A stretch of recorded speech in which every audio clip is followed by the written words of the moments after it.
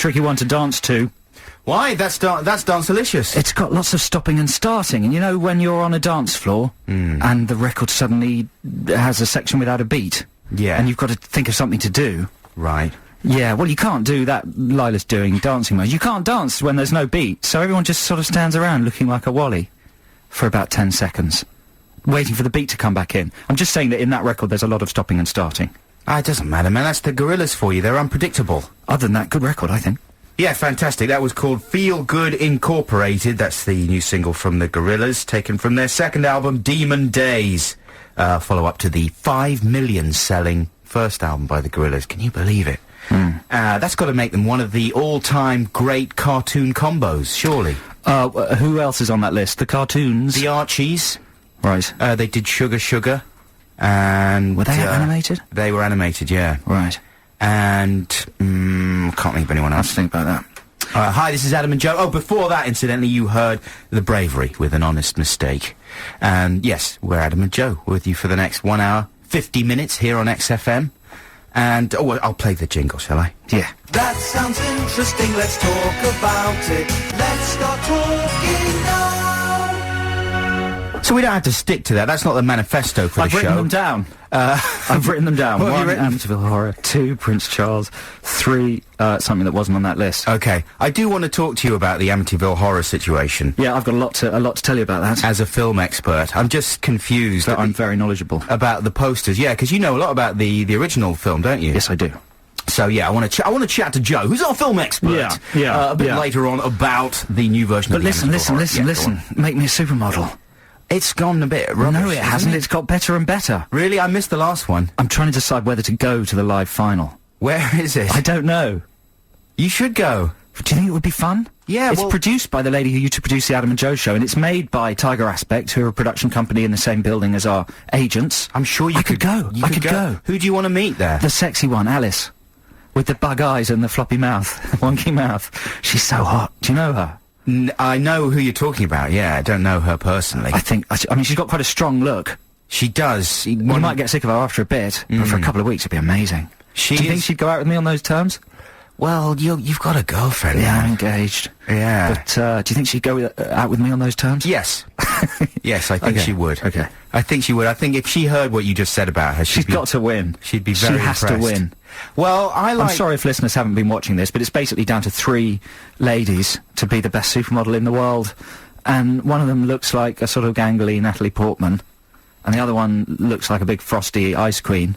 And the third one's got a wonky mouth, and she's very attractive. Did you watch the show where they put them in the tank? Yes, I did. I thought that was a bit lame, though, didn't you think? I love it. They said, I love that show. They said, OK, now it's time for a tough modelling assignment for our prospective models. They don't know what they have to do, but they're going to have to throw themselves into it, literally, 100%. Yeah. It turns out to be a big tank of water with some eels or snakes swimming around in it. It just seemed brilliant. a bit... It seemed brilliant. Like a lame kind of, I'm a celebrity, get me out of here challenge. It seemed brilliant. And then one of them didn't have to do it because she was feeling a bit ill. Yeah, poor thing. It was brilliant. It's brilliant. Well done. And the live final is on Monday, Monday. Don't miss it. If Alice with the wonky mouth doesn't win, there's going to be trouble. Well, listen, can we say, if Debbie Searle or anyone else connected with the programme is listening, could you call us 0871-222-1049. I really want to go and chat to all the models. Obviously, I won't make a part at any of them, but I'm interested in their careers. Joe wants to meet the models. Bodies. You could probably help them, man. I could help them. Give them a leg up. Yeah. Give them a leg up. Maybe I could help you give them a leg up. No, I'm not into that sort of thing. I'd love to give them a leg up. Anyway, we've got competition time already coming up sometime soon in the show. And also, it's Celebrity Regression Therapy this week. Quite an easy one. And we're going to have a text competition. You'll be able to win tickets to see Feeder at the Brixton Academy or The Departure at the Ulu. And for Ditties in the Dock, in the final 20 minutes of the show, this week, it is instrumentals. Yeah. Would you say yours is a classic instrumental? Well, I don't know if it is. It is in my head. Here we go. You've bent the rules. It was quite tricky for me to find an instrumental. Anyway, so we've chosen an instrumental each, and we'll be playing them off for Ditties in the Dock, and every caller that gets through wins a copy of the Happy Mondays greatest hits. Plus, so lots of bouquet. We have fantastic music, like this one from Howl. Oh, I've pressed the button. What is it? Yeah, there's only 2 buttons to press. You'd think it wouldn't be so hard. What rotten luck. Thanks, man. How would you describe that song by Howl, Joe? Oh, a squeaky-voiced, high-speed plonking. You know what word I would use? What? Summary.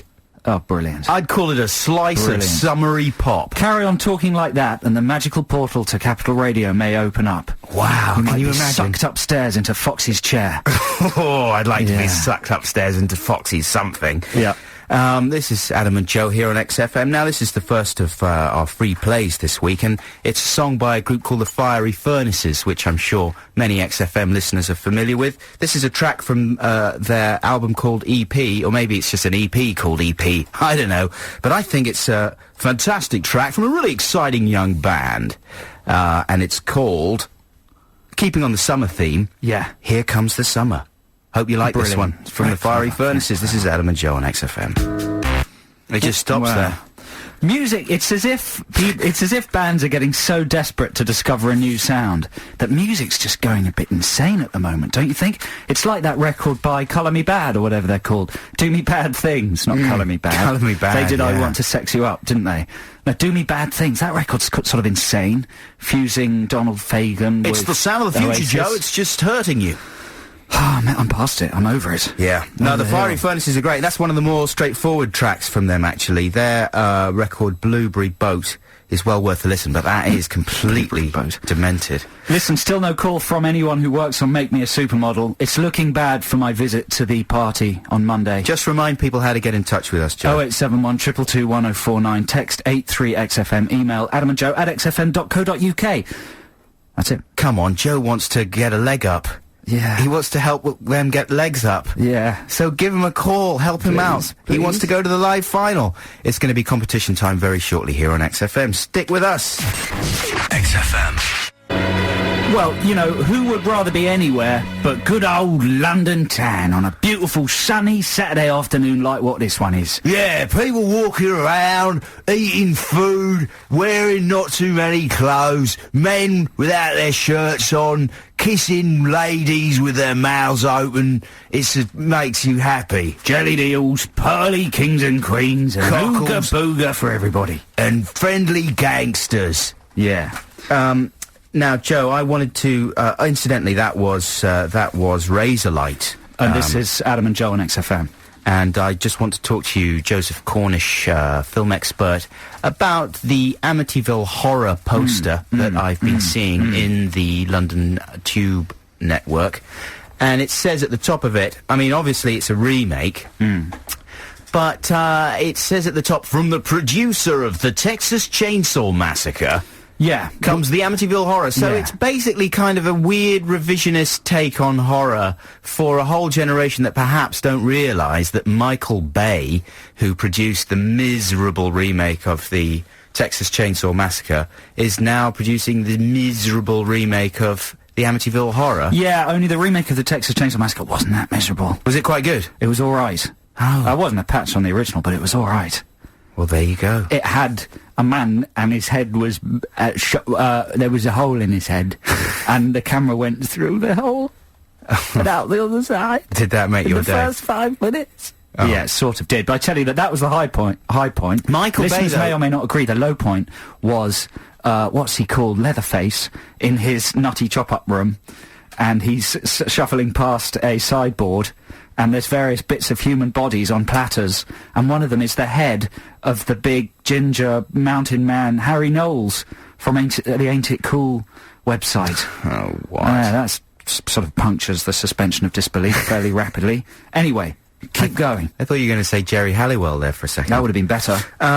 Michael Bay, I've just got a problem with Bay and anything Bay touches. Surely Michael Bay is, the most evil man in Hollywood today. I'm just saying that because he's responsible for just the most cynical, money-making piles of dross that I can think of. For example, Pearl Harbor, he directed, and there can't be films much worse than that in the world. Armageddon. You're smiling. You like Armageddon, don't you? No, I was smiling about something else. Armageddon is terrible. Yeah, well, it's terrible. You like Bad Boys, though, don't you? I'm a fan of Bad Boys 2. Bad Boys 2. Yeah. And he's also produced, let's see, what else? The Island? That's right, that's yet to be released. That's Ewan McGregor and some sort of cloning thing, thriller. Right. Yeah. But you know what interests me about the Amityville Horror? What? Is obviously it says based on a true story. Yeah. And it's obviously not true, is it? Well, it's not true to the extent that most sane people don't really believe in. And it just amazes me that it can last for this long, even though it's patently not true. It's actually based on a real, genuine, horrific murder. A guy called Ronnie DeFeo, who was involved in ganglands in Long Island, who shot his entire family. And then the house was going cheap, so the next family move in, can't pay their mortgage, decide to sort of flee the house and write a pretend ghost story to raise some money. And that's all that happened. It wasn't true. But the myth is still going on. And a similar story to The Entity. Have you ever seen The Entity? Yeah, with the invisible ghost that touches the lady's boobies. Exactly. That's about to be remade by one of these Japanese horror directors, a big American remake, similarly supposedly based on a true story. But she wasn't molested by a ghost. It doesn't happen. I don't think ghosts exist.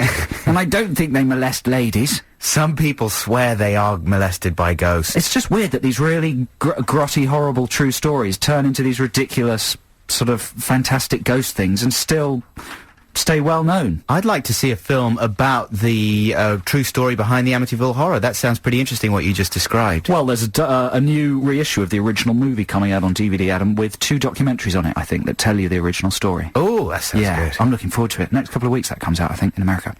Excellent. Now, we've got competition time coming up very, very shortly after this classic track from Pulp. Yeah. Oh, I miss Pulp. You know, that's good, isn't it? Great record. I actually miss them being around. What's happened to them? Where's he gone? He lives in France now, and he just does a bit of DJing, and he's got a baby of his own. And presumably he just lives off royalties, does he? I would imagine so. I should think he'll probably come back with some solo effort at some point, which would be good. You know, the world's a poorer place without Cocker. Absolutely. So that was Babies by Pulp. This is Adam and Joe on XFM. Yeah. Competition, isn't it? Competition, yeah. I was just going to make a reference to a couple of texts we've got. Oh, yeah, go on. Someone's saying the Texas Chainsaw Massacre remake was not good, it was bloody rubbish. I think that's what they're saying. They're right, of course, but I thought it was entertaining rubbish.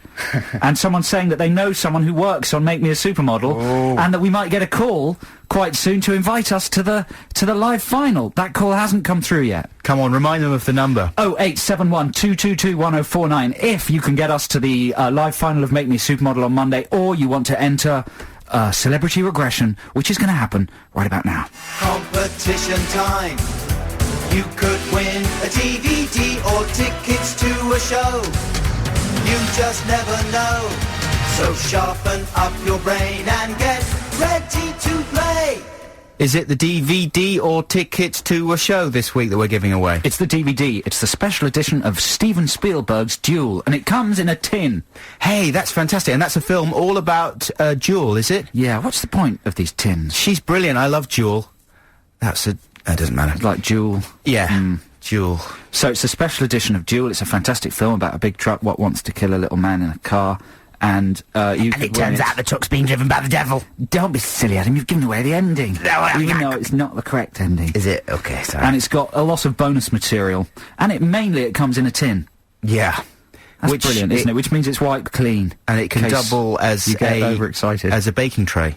Yeah. Right, let's get on with the competition, which is Celebrity Regression Therapy this week. Joe, are you ready to put me under in a deep hypnotic trance? Yes, I am. Here we go.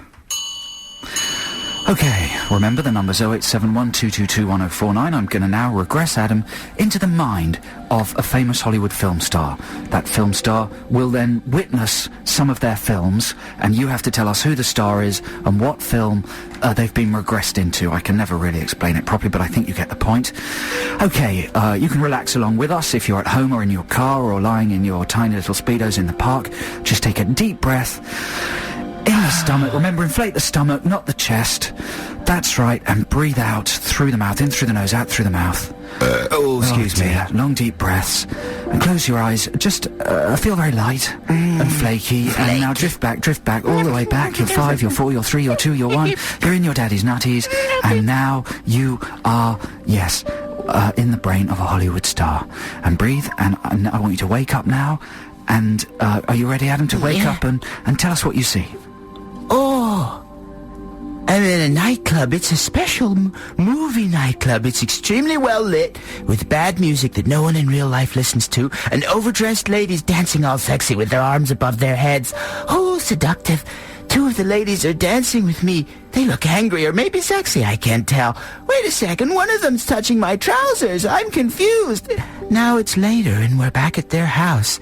I think we're all going to bed soon. Good, I'm tired. I'm gonna brush my teeth. Oh, the ladies are in the bathroom together. They're not brushing their teeth. What are they doing? I'm confused. They look angry. It's confusing. What? Don't touch that. You ladies, no, that's not how you brush your teeth. Where's your brush? I'm confused. Okay, just breathe. Very erotic regression there. Remember, 0871 222 1049. You could win a copy of Duel if you know what film Adam's being regressed into and what star he's been regressed into. Let's take him into a different film. Adam, wake up, tell us what you see. Oh, I'm in a big room with lots of people wearing suits. They like me.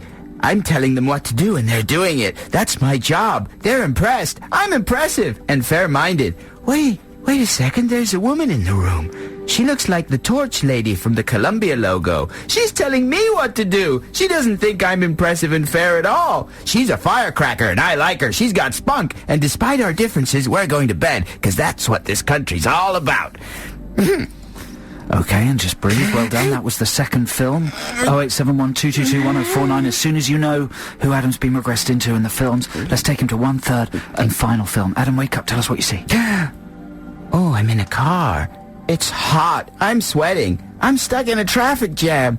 People of all different races and credos are shouting and beeping and shouting. So much rudeness and aggressitude and racialistic tension. I can't take it anymore.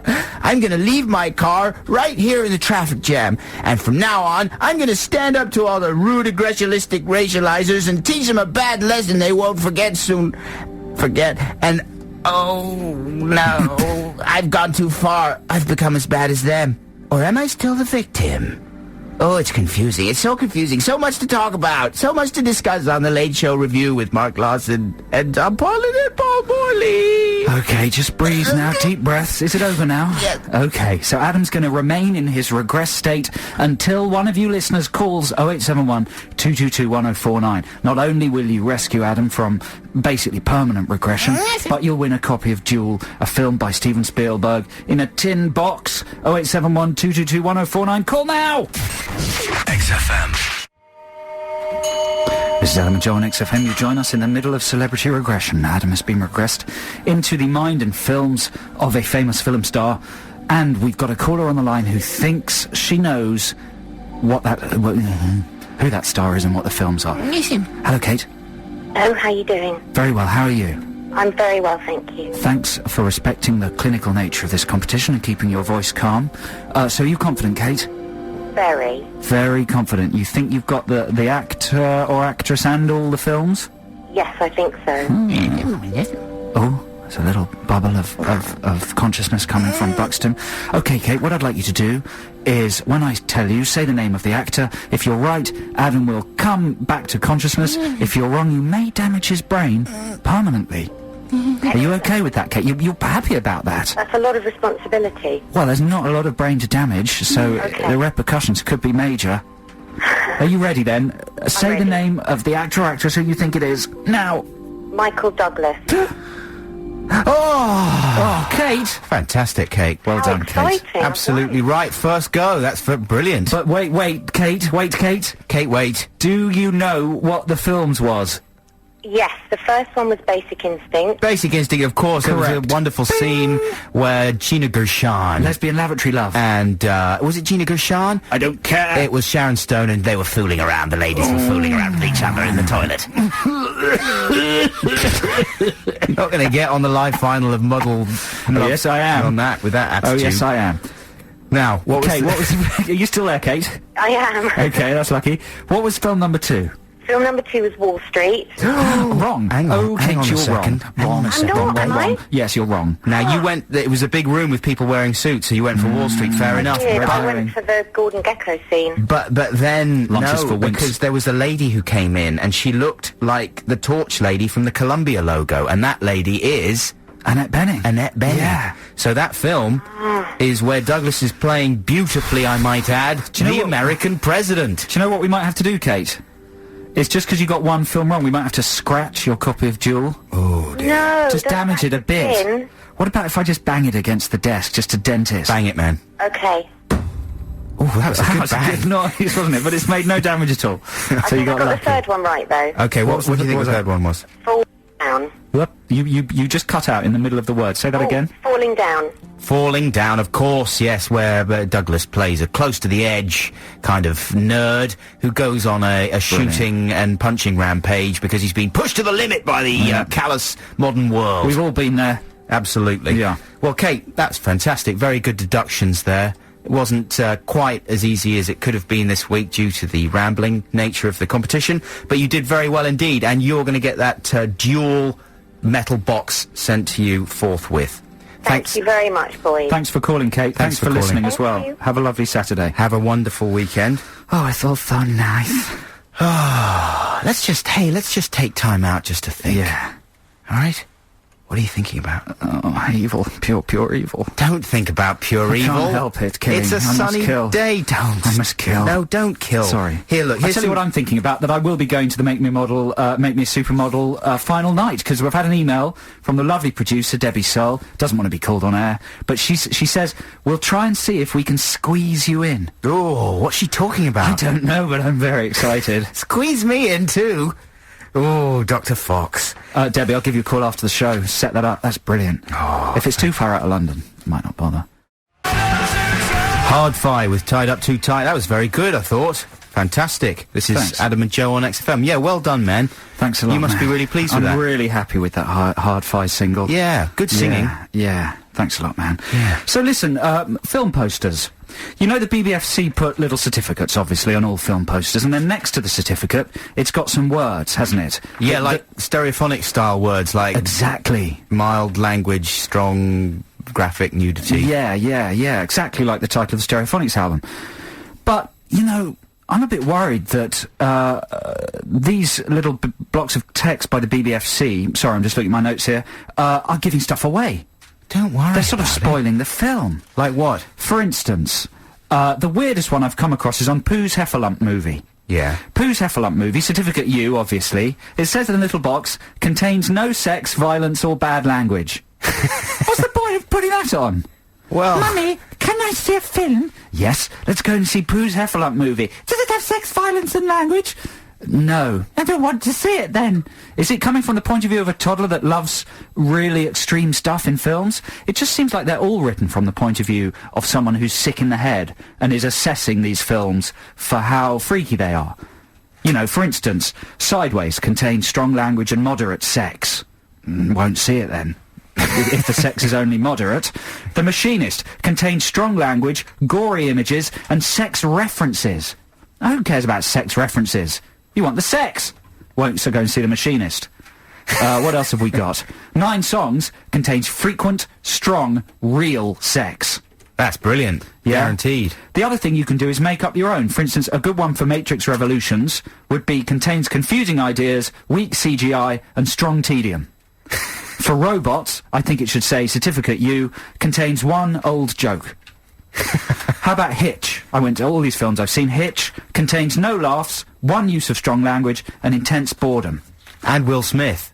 And Will Smith. Is that a warning? Yeah, it should be. It should have been on the Shark's Tale box a bit more prominently. Then I would have avoided it. So if you listeners want to win tickets to see The Departure or Feeder, text us in what you would put in the BBFC certificate box for your favourite or least favourite film. Or if there's a film you want to warn people about, what sort of 5 or 6 words would you put in that BBFC box? The text number is 83XFM, emails adamandjoe@xfm.co.uk, win tickets to Feeder or The Departure for telling us what you'd put in that little BBFC box for your favourite film. This is Adam and Joe on XFM. Here's a really short free play, maybe the shortest free play ever, at 54 seconds. This is Brian Eno with a remix of a Can song called Panoom. That was the news with Franz Ferdinand. Apparently there's an out-of-control fire. There's in this there's city. some kind of fire. It's going to burn this city. And before that, you heard Dakota by the Stereophonics. This is Adam and Joe on XFM. We've been asking you to text in what you would put in the BBFC box on a film poster for your favourite films. We've had some quite good ones.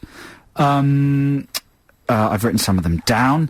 Independence Day contains the knob out of Hitch.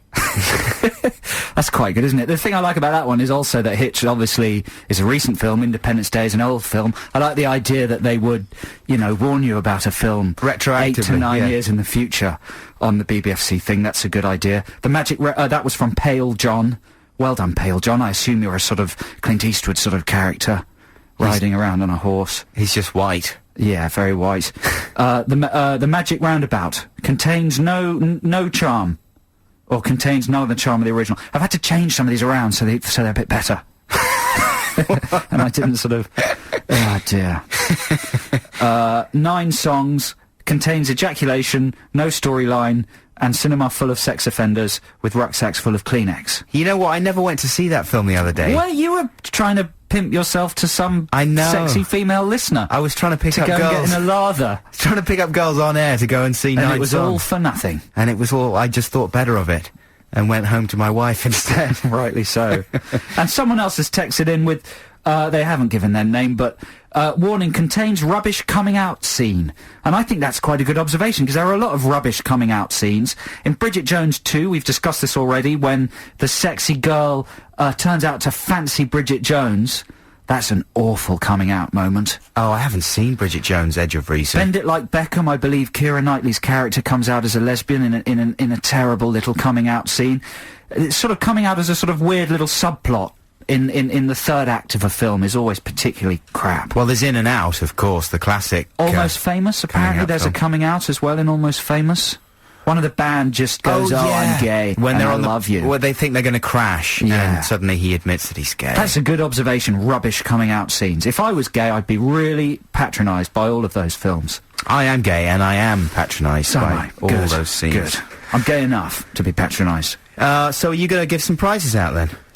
No. Or are you going to keep asking people to send stuff in? We've got some more coming in, and maybe the next link we'll give away those tickets to Feeder or The Departure, and maybe get someone on the line. Oh, can you imagine? Call one of our texters back. Slightly frightening for people who've just texted in. We may be calling your numbers.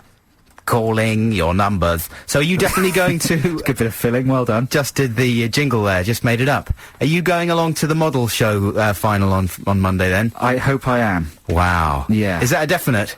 Well, I've been definitely offered. Is it squeezed in? And do you think that you would actually be on the telly then? Is it going to be like Big Brother with lots of people standing around? I'd hope not. No, I don't know. I don't know. Oh, man. It's so hard to tell in TV, isn't it? Exciting. It's very exciting. And, who's the name? What's the name of the woman judge on it? The really ludicrous, obnoxious one. Not Rachel Hunter, but the... Natties, not Natalia. Nutties. There's Pingu, or Peru, or whatever his name is. Pingu's a character from Nathan Barley. Yeah. But Peru is the absurd photographer. And then there's Rachel Hunter. And then there's Nick Knox, Natty Knox, Nitty. Natty. I can't remember. Tanya. Maybe it's Tanya, yes. Tiddles. Yes. This is Make Me a Supermodel on Channel 5 we're talking about, in case you just not don't very coherently what the hell we're talking about.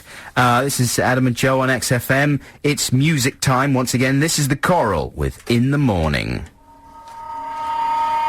What's you looking for? This is just suddenly everything just went disastrous there. Why? Because I put the wrong song on. Are we on again? Yeah, Wow. I don't know. This is like a behind-the-scenes link.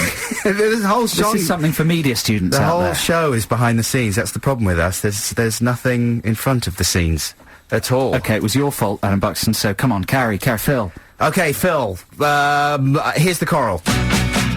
Because it was fantastic. In the Morning by The Coral. Yeah, so listen, Valiant versus Robots. Oh, yeah, I've seen neither of them, but I'm very excited. You know, like any father of young children, these films become super important because you're guaranteed to have to sit through them about 500 times. It's an interesting period because, of course, they're both big CGI movies. One of them's British, one of them's American. They've both got the same people in them, both got Ewan McGregor and Jim Broadbent in them. So they're very similar. The main difference is one's British, one's American. So it's like a big test of whether the British film industry can make a big American-style CGI movie. I've seen Robots. I haven't seen Valiant. Valiant is about pigeons in the Second World War. That is correct, yeah. So, you know, and it looks as if Valiant won't make as much money as robots. It's inevitable, I think, based on the fact that which word can a 3-year-old pronounce better? Valiant or robots? Robots. Yeah. If you said to a child, do you want to see robots or do you want to see Valiant? They'll go, you know, what does they won't even know what the second word means. They'll go, robots, won't they? Yeah, they love robots. Yeah, exactly. So, come on. I mean, they really should have thought that through at the development stage with Valiant. If I'd been on the crew of that film, I would have pointed that out. What would you have called it then? Pigeons. Pigeons or the birdie film? Dirty birds. Dirty birdies. Winged rats. Yeah. I don't know, something like that. But anyway, it got me thinking, and I'm thinking, well, you know, there's a way to make a talking bird movie very, very cheaply that no one has yet done. Mm-hmm. And this is it, okay? So the film's about a gay parrot. Yeah. All right, it's a big CGI spectacle about a gay parrot. Can you think of a good name for that? Polly wants, boyfriend. Yeah, okay, stop right there. Stop right there. So it's called Polly. Okay. It's about a bright pink parrot. All you do is you get your scripts, you get a brilliant script, and then you get a parrot for every, you buy enough parrots for every line of dialogue. So say 500 parrots. You teach them all one line of dialogue. Because parrots can, for real, talk, can't they? Yeah. So you teach them all a line of dialogue each, spray them all pink, thereby the gay parrot thing. Bob's your uncle. Make the film. That's a bad idea. It's a fantastic idea. You don't have to bother with any of the CGI. You've got talking parrots. You don't have to bother with the CGI at all anyway. You just dub them. Have you not seen Paulie? Okay, well, what about this? What about you just put a sort of weird digital sheen on it that makes it look CGI, even though it's actually real? Did you think of this very late last night when you were quite ill? Yeah. I bet. I think that parrot idea is a winner. Hey, have they got songs in Robots? There is some Tom Waits music in Robots, and there's a terrible moment when they start singing, Hit Me Baby One More Time. Is Robots no good then? Robots is terrible. Oh, that's a shame. I was really excited It's good for the about kids, that. will love it, but it's like a photocopy of a photocopy of a photocopy. It's amazingly derivative. Yeah. It's on a Shark Tale level for sort of unoriginality. My wife went out and made some unauthorised purchases this week and came back with Shark's Tale. I'm the one that does the CGI film purchasing for the children, not her. She came back with that pile of carp, eh? As a little Shark's Tale joke for well you. done. And what else did she bring back? She brought back something else completely unauthorised that I don't really want in my house. But I'm very disappointed about Little Robots. One of the things I've been subjected to recently is a lot of very bad songs in these animated films. Polly Wants a Pecker. Polly Wants a Pecker, very nice. Well, Yeah. Polly's presumably... Well done, that came in by text. Another Anonymously. pecker. Well done. Anyway. Yeah, so I've been collecting some of the worst songs that pop up in these animated films, because they very often have a moment around about halfway through when they have a little montage of all the action going on, accompanied by a really dreadful song that they've got someone to do especially for the film. Of course, the brilliant ones are things like Randy Newman, You Got a Friend in Me, and all the classic Disney ones. Wasn't that brilliant? It lost Ditties in the Dock for you last week, Adam. Yeah, well. So here's... I just want to play you some of the ones that I've been listening to. Okay. This one is called... This is from Help, I'm a Fish. Oh, no. With Michael J. Fox, which isn't a bad film. It's not too bad. You're going to play some? Yeah, check it out. This Okay. is the sort of main theme. Really? It's by someone called Lunar. Yeah, being a fish isn't that person's main problem. And check this out. Check out the lyrics to this one, also from Help, I'm a Fish. This is a song called Do You Believe in Magic? And this comes at a point in the film where basically they've discovered that if they want to be transformed back from fish into human beings, they have to collect a number of ingredients, but they've got to do it before the sun rises. Now, all these facts are cleverly incorporated into this song. Listen.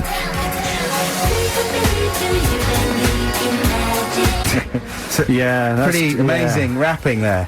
And they have these raps sort of pop up in these songs every now and again, as if people just sort of assume, well, kids, they like the rapping, and it'll be better for them if there's some rapping, so we'll put a rap in it. And, you know, even so-called rap geniuses like P. Diddy aren't immune from this kind of thing. This is a track from the Wild Thornberrys movie, which is fantastic. I recommend the Wild Thornberrys movie. But this is a rather low point at the end. Is this P. Diddy rapping? Yeah, check this out. I'm going, back, Yo, yo, Yeah, yo. yeah, yeah. You know, but that, you know what that is a reference to, Adam Buxton? What is it? It's LL Cool J with "I'm Going Back to Cali." I'm going back to Cali, which is a very, very famous 80s hip hop hit. So Puff Daddy's slipping in a little reference for the Puff Daddies. Now I feel stupid. Yeah. Now I feel But really they have to stupid. pop a farting noise in there, don't they, just to keep the kids interested? Yeah, exactly. I don't know. Well, I'm finished. That's all. I just wanted to get those ones off my chest, and a few films there for Wow, you to... there you go. So that was sort of a 10 to 15 minute chat about CGI films. Yeah, sorry about that. Cartoon films. We'll be back shortly. XFM. Oh, that's tiring, isn't it? Every day I love you less and less by the Kaiser Chiefs. Can I just read out a quick email, Adam? Go on, then. On the subject of robots versus Valiant. It's a very nice email. Who's it from? From Nikki in York. She says, love the show. Regarding the subject of robots versus Valiant, I took my son to the cinema. He's 4. I asked him what he wanted to see, robots or Valiant. And he replied, nah, I don't want to see robots as it's on telly. Referring to the BBC's Little Robots with Lenny Henry. That's right. I want to see the Pidgeys. The Pidgeys. That's what they should have called it. Pidgeys. He laughed all the way through. I couldn't understand why he found it so funny. Oh, I wish I was a kid again, in brackets. He wanted to watch it again. There we go. So that's sweet, isn't it? But he said, and after it, he said it was okay, but Incredibles is far better. Oh, wow. So there you go. And she wants us to play Ian Brown's The Sweet Fantastic, because it's the only song that can get her 11-week-old daughter off to sleep. Have we got that? Well, we haven't got time, I'm afraid, Nikki. But thanks for that email. That's very nice. And our text competition's been to make up a BBFC warnings box for your favourite film. We've got John on the line. Hello, John. Hello. How are you? Oh, I'm all right. I'm quite hungover, but oh dear. all right. And your texts are under the name of Pale John. Yes, that's right. Yeah. Can you explain that to us, please? Well, I'm a chef, so I spend all day under artificial light and not getting any sun. Right. So do your friends call you Pale John?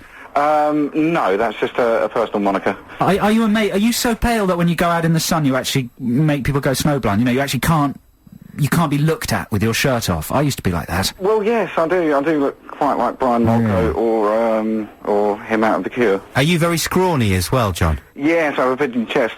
So you look a bit like the guy from, what are they called? Not the Stereophonics, but the Stereo MCs. A little bit, yeah. You know, the skeletal guy who always used to hold his hands out in photos. That was the only pose he could do, was hands close to the lens. Or maybe like Christian Bale in his new film when he... The Machinist, yes. He's lost a lot of weight. Yes. Yeah, well, that's not good, John. You should have some cakes and get some sun. But your texts were very good. They were our favourites. I've edited them a bit, because the point of these BBFC boxes is they're very succinct. I particularly like yours for Cruel Intentions, which would be contains that bit in the park. Yes. Because let's face it, that's all anyone cares about. There's quite a good bit in the bedroom as well, isn't there? Well, with Ryan Philippe. No, the bit in the park's the only bit I've watched, I think. Yeah, well, fair enough. That's recommendation, yes. I think you're absolutely right. And your other one that we read out previously was Independence Day contains the knob out of Hitch. That's correct. I think that's extremely good. So, are you interested in seeing Feeder or The Departure? I think The Departure. Okay, so 2 tickets to The Departure will be, I was going to say winging their way to I was thinking winging their way. Go on, let's... Well, yeah. We're going to send them into you in the post. Thanks very much. Winging their way to you right now, John. Thank you very much indeed for your call. Yeah, but you know, we called him actually. Thanks for picking up and agreeing to come on our show. Thanks very much. Thanks Cheers, for John. having me. Have a sandwich and don't go out in the sun because you'll burn, man. Now, after this next track and some advertisements, we're going to launch Ditties in the Dock this week. Right now, here's a track from Beck's album Guerrero. This is Girl. That's Girl by Beck from his new album, which has received a couple of lukewarm reviews. I think it's a smash. Well worth a listen. This is Adam and Joe on XFM. Time now to launch Ditties in the Dock. This is the part of the show where Joe and myself battle it out for who gets to play the very last song of the 2 hours here on XFM. Joe, do you want to go first or shall I? I don't mind. Well, this week it's instrumentals. We are battling it out to play, and I'll go first. I've brought in Green Onions by Booker T and the MGs. It's, you know, a fairly obvious choice. It's one of the all-time classic instrumentals. I think, in fact, it's the all-time greatest instrumental song on a lot of the internet lists that I looked at. It's number one. There you go. Well, it was a #1 hit by Booker T and the MGs. And for those of you who don't know about them, they were Booker T and the Memphis Group is what MG stands for. Booker T. Jones was in the band with Steve Cropper and Donald Duck Dunn, who of course were part of the Blues Brothers band, and they kind of created the Memphis soul sound, the Stax sound. I love that sound. Was associated with people like Sam and Dave, Otis Redding, Wilson Pickett, all those kind of people. But this is an amazing instrumental. It's so meaty and chunky, played on, I think it's a Hammond organ, I might be wrong about that though, but it's just one of the most sort of quintessentially 60s groovy, I can't think of any other cliches to describe it. It's a classic. It is an absolute classic. If you're not familiar with it, do yourself a favour and give me a vote for Green Onions. Incidentally as well, it's the reason that, who are the crisp manufacturers? Golden Wonder. It's the reason why Golden Wonder made their cheese and onion crisp packets green. It's a little trivia fact for you there, because of the song Green Onions. Joe, what have you got? Okay, well, it's sort of a funky instrumental playoff, because, I mean, I was trying to figure out what to choose last night, and I considered Green Onions, Wipe Out by the Surfaris, a couple of good Frank Zappa instrumentals, some Floyd, Pet Sounds by the Beach Boys would have been a good choice. Yep. Hawaii Five-0, Average White Band, Pick Up the Pieces. These are all things I rejected, in favour of a track by Marvin Hamlish. It's from my favourite James Bond movie, The Spy Who Loved Me, and it's the music that accompanies the opening pre-credits ski chase in The Spy Who Loved Me, the one that climaxes with Bond skiing off a cliff and opening his Union Jack parachute. And it's basically a disco rendition of the James Bond theme, but it's amazingly funky. It's got that bass line that goes bond, bond, bond, bond. Do you know the one? I do, and at one point it goes strings. It's It's amazingly good. It's called Bond 77 by Marvin Hamlish. It's just the funkiest rendition of the Bond theme ever. If you're driving, it's a brilliant tune to drive to. It'll sound great today. It's recorded in 77. That's it, basically. So there we go. 0871 222 1049. You're voting for either James Bond... But should we say Bond 77 or Green Onions? Bond 77 or Green Onions. It's either... or... And we should remind callers that everybody who gets on air will win a copy of Happy Monday's Greatest Hits, or, if they prefer, a couple of tickets to Feeder. Call now. XFM. That is Weezer, and that is called Beverly Hills. This is Adam and Joe on XFM. It's the last 10 minutes of our show, so it's time to pay off ditties in the dock. This week it's been an instrumental playoff. Booker T and the MGs with Green Onions versus Marvin Hamlish with his funky James Bond theme, Bond 77 from The Spy Who Loved Me. A strange playoff, but we're going to see what wins now. Let's go to Jason. Hello, Jason, are you there? How you doing, alright? Very well, Jason. What are you voting for today? Booker T. Booker T? Why not Bond? Jason, explain yourself. Why? I just fancy the Booker T one. All right, fair enough. Can't argue with that. What do you reckon, Buxton? Yeah, well, Jason's correct. I mean, you know... Jason's wrong. Also, Jason doesn't sound like the kind of ponce that would vote for the disco Bond. I bet you Jason is a very attractive man who skis very well and would love that Bond theme. Never mind, Jason, you know, you live and learn. Mark, are you there? Yeah, I'm here, mate. You know what we should have done? We should have offered Jason some Feeder tickets.